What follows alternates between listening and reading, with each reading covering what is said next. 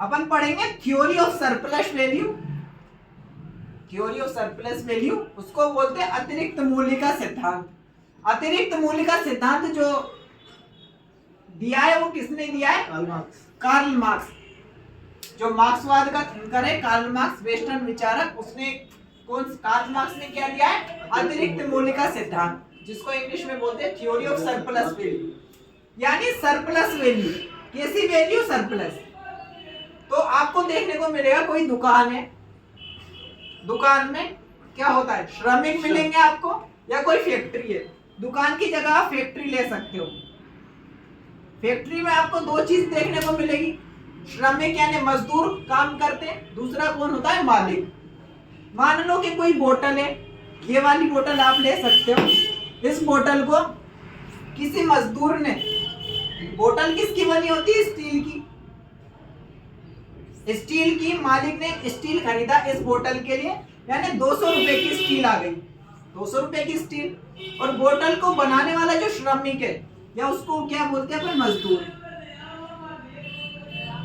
श्रमिक या मजदूर ने उस बोतल को बनाने का जो श्रम किया है, यह श्रम या मजदूरी लिए, वो कितना है? 50 रुपए।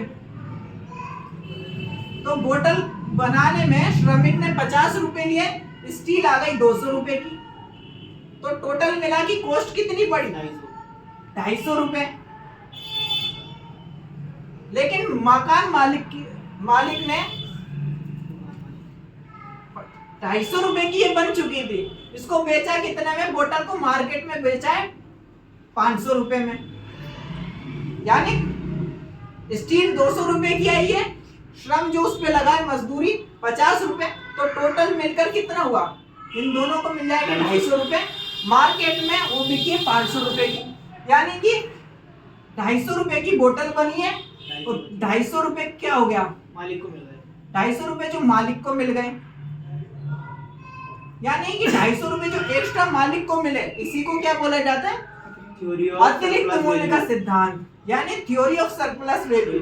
यानी 200 रुपए की बोतल स्टील खरीदा, 50 रुपए का श्रम लगा, 250 रुपए की कोई बोतल थी, और मार्केट में जाके उसको 500 रुपए में बेच दी।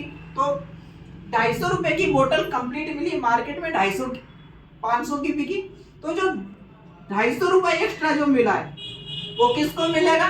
मालिक। केवल मालिक को ही मिलेगा। यानी कि जो मालिक को पैसा मिला, उसको क्या बोलते हैं? अतिरिक्त मूल्य का सिद्धांत। तो अतिरिक्त मूल्य का सिद्धांत जो 250 रुपए मिल गया, मिलना किसको चाहिए था? ये मजदूर को मिलना चाहिए था, क्योंकि मजदूर ने तो बोतल बनाई है।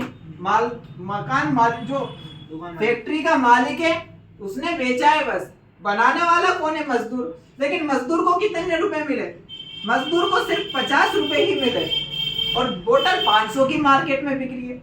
यानी कि 250 रुपए, जो 250 रुपए का अतिरिक्त मूल्य जो मिला, वो किसको मिला है? मकान मालिक को, या दुकानदार को, या फैक्ट्री का कोई मालिक है उसको।